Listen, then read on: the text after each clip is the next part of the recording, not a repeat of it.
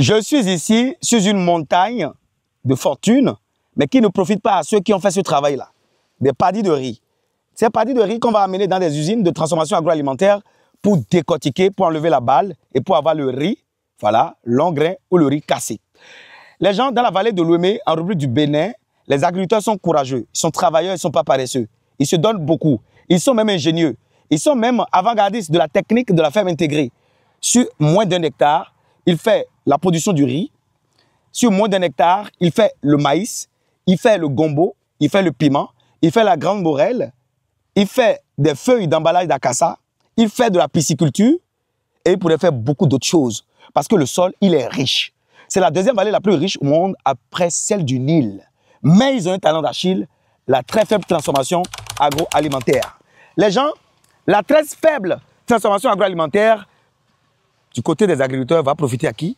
Profite aux grandes entreprises qui sont dans la transformation agroalimentaire. Pour exemple, ce riz, voilà, en paddy comme ça, ils le vendent peut-être à 200 ou à 175 francs le kilo. Celui qui l'a transformé ne va pas le vendre à 200 ni à 175. C'est eux qui sont tapés tout le soleil et pourtant, ils n'arrivent pas à en profiter. Vous êtes des millions d'Africains à faire l'agriculture et à ne pas rentabiliser. L'agriculture ne veut pas dire seulement aller au champ, creuser, aller commencer par mettre des graines. Non. On peut être dans l'agriculture et transformer et travailler dans l'IA. On peut être dans l'agriculture, proposer des solutions digitales qui permettront aux agriculteurs d'identifier des maladies.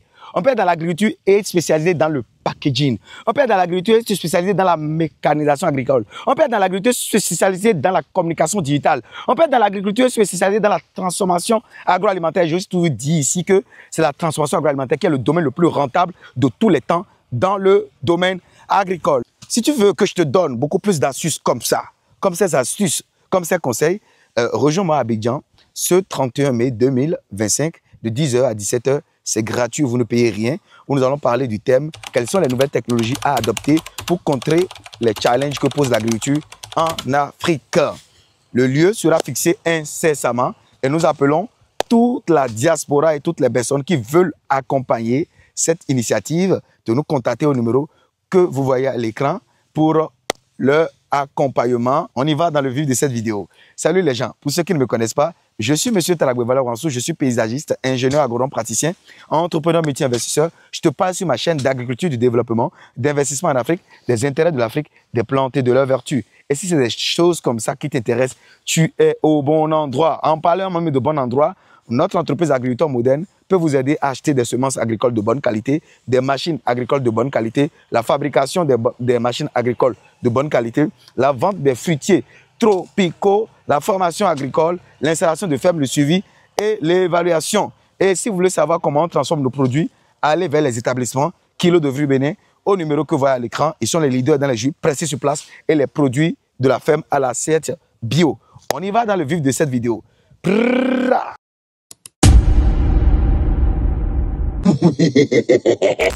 Donc, ok les gens, vous voyez ici, ce qu'ils sont en train de faire, on appelle ça l'abattage de riz. D'accord? Ils sont en train de battre le riz. Hein? Ils sont en train de faire le battage de riz. Voilà. En faisant, regardez, regardez ceci. Voilà. Le riz, c'est un céréal. Hein? Voilà. Regardez ici. Le riz que vous mangez là, c'est dans des paddies comme ça. D'accord? Donc, ils doivent le taper, ce riz-là. D'accord? Ils doivent le taper contre des morceaux de bois, des troncs de bois, contre des marmites. Bref, tout ce qu'ils retrouvent. Mais l'insuffisance de cette technique, c'est quoi? Quand on fait ça, il y a beaucoup de grains de riz, de paddy, qui sont perdus dans les débris. Je vais vous montrer.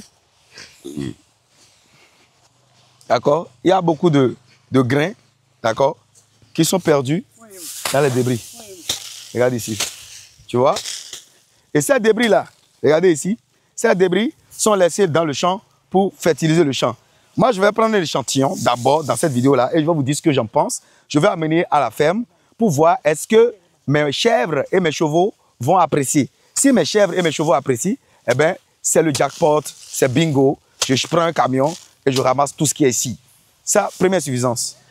Ils pouvaient utiliser une machine pour accélérer les travaux. Mais une machine pour un producteur qui a 1 hectare ou moins d'1 hectare, il ne sera pas rentable. Est-ce qu'il a tout de suite le budget pour acheter ce genre de machine? Point d'interrogation. C'est pour ça que je m'en vais en Chine du 14 au 24 avril pour trouver des petites machines qui sont adaptées à de petites mains, aux petits agriculteurs qui ont des revenus modestes pour qu'ils puissent faciliter leur vie de tous les jours. Au lieu d'engager des gens et faire ce travail-là à longueur de journée et de perdre beaucoup de paddy, on peut utiliser des machines comme les illustrations que je vous montre à l'écran pour améliorer le quotidien, pour voilà, diminuer la charge de travail et aller beaucoup plus rapidement. C'est bon. Maintenant, je vais vous montrer autre chose. Regardez tout ce qui est par terre là, c'est le riz bio. Hein? C'est le riz du Bénin, c'est l'un des meilleurs riz au monde. Voilà. Suivez-moi. Et venez voir de ce côté-ci. Vous allez voir. Ils sont dans un système intégré, un système de compte-saison. Dans la vallée de Lomé, on a les terres les plus riches au monde, après la vallée du Nil. Regardez ici. Ça, c'est du gombo. OK? Ça, c'est du gombo. Regardez très bien. Ça, c'est du gombo. Et ce gombo n'a pas reçu d'engrais. D'accord? Ce gombo n'a pas reçu d'engrais. Ce gombo n'est pas irrigué. Quelle est la technique qu'ils utilisent ici? Ils utilisent la technique du paillage. Regardez ici. Il n'y a que des pailles en dessous. Voilà. Donc, quand ils fauchent les adventices qu'on appelle mauvaises herbes, qui ne sont pas des mauvaises herbes, il n'y a pas d'herbe qui est mauvaise, ils font le paillage en dessous des gombos pour faire quoi? Pour conserver l'humidité. Parce que le sol ici est très argileux et a une capacité voilà, d'infiltration qui n'est pas aussi au top. Donc, c'est un sol riche, argileux, peu drainant. D'accord? Donc, regardez ici. Avec le soleil, on aura ici des formes de retrait. Regardez comment là, le sol est voyez, compact. C'est de l'argile. D'accord? Et c'est très difficile à travailler. D'accord? C'est pour ça ici, ils font de l'agriculture de courte saison.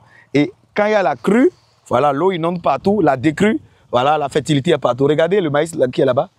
Montrez-le le maïs qui est là-bas. Il est bien vert, sans ajout d'engrais, sans additifs, sans rien. Donc ça veut dire que l'avantage que le producteur qui fait de l'agriculture intégrée a dans la vallée de Lomé, c'est peut-être pour ça qu'il ne ressent pas directement voilà, les faibles coûts voilà, auxquels ils vendent leurs produits. Parce que le même producteur, suivez-moi, il fait le riz, d'accord, il va vendre aux usines ou bien les entreprises de transformation agroalimentaire. Il fait le gombo, il va vendre au marché local le plus proche, ou vendre dans son village. Suivez-moi. Après ça, il va faire le riz au loin. Regardez là-bas. D'accord? Il y a le riz là-bas. Donc, pardon, il y a le maïs. Il fait le maïs. D'accord? À part le maïs, il va faire ce qui leur donne le plus d'argent maintenant. Ce qui donne le plus d'argent aux gens ici dans la vallée de Lomé, d'accord? Leur culture phare qui les rémunère, qui leur permet de construire même des immeubles et d'acheter des véhicules, si vous m'avez montré, c'est, dites-moi dans le commentaire. Alors voilà, ce qui permet aux agriculteurs, d'accord, dans la vallée de Lomé, de se faire de l'argent, c'est le piment, d'accord? Ce piment, ils l'ont produit et ils ont fait beaucoup de récoltes sur ces pieds de piment, d'accord? Et c'est des variétés locales, approchez-vous, ce n'est pas des semences transformées, c'est des variétés locales, ça donne beaucoup, ne vous fiez pas aux apparences, ils ont déjà fait la récolte et en même temps, le même producteur, hein, il fait le riz, le même producteur, il fait le riz, il fait le gombo, d'accord? Il fait le maïs, il fait le piment, regardez. Il fait le piment. Il fait la crouette potagère qu'on appelle crin-crin. Ça, c'est du crin-crin bio. Regardez bien, la crouette potagère. D'accord? C'est un légume feuille du crin-crin bio. D'accord? Le seul producteur, regardez, il fait encore également des feuilles pour emballer la cassa. Voilà. Ces feuilles-là, d'accord, sont destinées pour emballer la cassa. D'accord? Ce n'est pas gratuit, c'est à vendre. Et le seul producteur encore, il est pisciculteur. D'accord? Il fait sur le même espace, moins d'un hectare, il fait de la pisciculture. Il fait la production végétale. D'accord? Et suivez-moi, je vais vous montrer aussi autre chose qu'il pourrait faire. Intéressant. Sur la même superficie. Hein? Et le sol est naturellement fertile.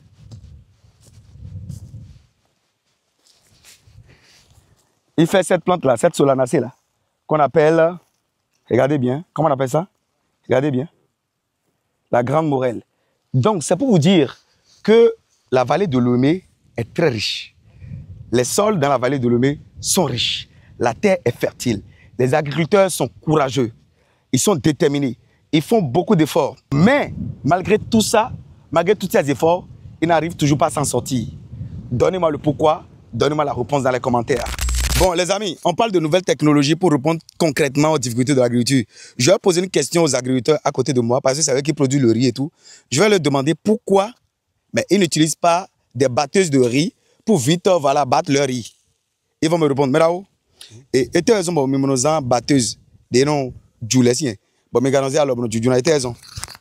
Ne tout est bien, oh, alors, ouais, machine là. M'gado machine na babé mine. Bon, ne lo edo giro. Et dans moi. D'accord. Et ne tout est bien, durant l'eau, ouais.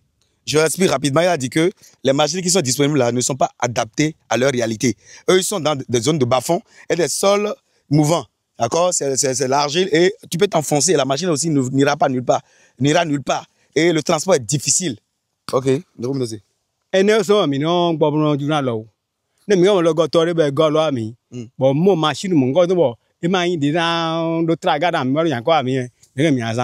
Donc, ça veut dire que concrètement, ça, c'est un challenge.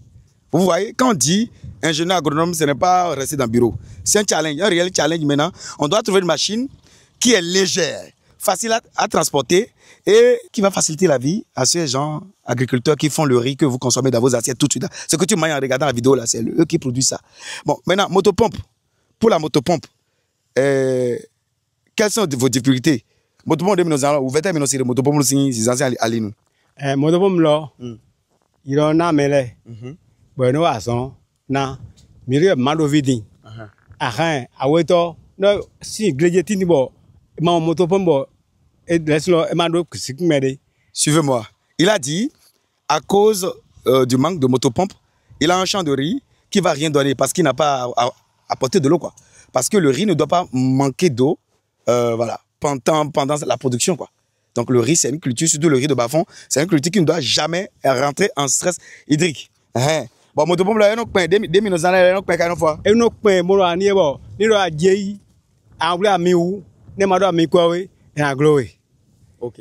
Bon, et ne motopompe, des nains motopompe, bon, bon, je n'ai vu pas vie à Bimio, vous savez, il dit, aujourd'hui, ce qu'ils veulent, c'est une motopompe légère qui n'est pas lourde, facilement transformable pour un bébé. Ça veut dire, vous voyez les réalités de l'agriculture en Afrique, c'est le concret, on est à la base. Et moi, je vais apporter une solution en allant en Chine tout à l'heure. Une motopompe solaire, d'abord, il ne va pas acheter de l'essence, qui est légère et qui va lui permettre de pomper de l'eau et augmenter son rendement et changer sa condition de vie. Une batteuse solaire qui n'a pas besoin de carburant et qui est légère également, facile à déplacer et démontable, qui va lui faciliter la vie. Donc c'est ça l'agriculture concrète sur le terrain. Dites-moi ce que vous pensez. Est-ce que vous avez une solution? Dites-le moi dans les commentaires. Après, le côté d'abord. Oh, bisema ne misela le wolo no no infile ene no to kla mi bo kwa no ti bo mi akọ file bo akọ mi ka mo file mo chondo doro e ti bo di ti bo mamo di bo le lo ti mo xedu bi ara ko. Vous savez ce qu'il dit? Il dit que ils ont un autre problème ici, c'est contre les oiseaux, les tisserands gendarmes, les oiseaux granivores qui viennent détruire les riz. Donc parfois ils n'ont pas les moyens, d'accord, il faut avouer que ces gens qui ont des revenus voilà, modeste. Et si tu n'as pas de moyens pour acheter le filet pour couvrir ton riz, eh bien, les oiseaux vont tout manger. Regardez, moi, là. C'est pas que je filme les gens dans un champ, non. Ça, là. Mon papa a des hectares ici, dans cette zone-là. Mon père, il est producteur de riz ici. Moi, là. De la classe de 5e jusqu'à aller en terminale pour avoir le bac, c'est ici que j'ai travaillé. Les jeunes, là, ce qu'ils font là-bas, là, j'ai fait ça. Pieds nus. Et on buvait. Si des millions nous met là-haut, si des millions nous vit. On boit l'eau du bas-fond, l'eau que vous avez bu, moi, Tarabela, regardez-moi bien. J'ai bu toute cette eau-là. C'est pour ça que quand je rencontre aujourd'hui des ingénieurs agronomes ou des gens qui bavardent, qui ne savent pas où j'ai quitté, moi, ça me fait rire. J'ai fait tout ça. Défrichage, tout. On a tout fait ici. Je fais ça ici dans le bas-fond. Mon papa a des domaines sur le plateau, c'est-à-dire sur la TFM et dans les zones humides. Donc, je n'ai pas eu d'enfance. Je travaille matin, midi, soir. Et c'est tout ça qui m'a forgé mon caractère. Vous comprenez? Donc, aujourd'hui, c'est comme l'enfant qui a grandi et qui veut aider la communauté. C'est ça qui est question.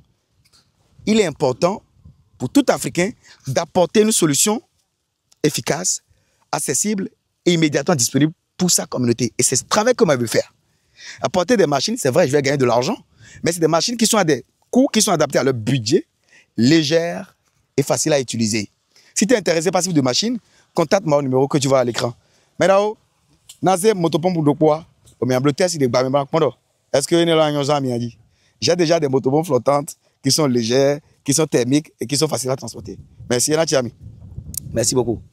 N'hésitez pas à liker cette vidéo si elle vous a apporté de la valeur. Et si c'est la première fois que vous êtes ici, abonnez-vous, activez la cloche de notification pour ne plus jamais louper de pareil contenu et partagez la vidéo partout pour faire grossir la communauté. On est ensemble.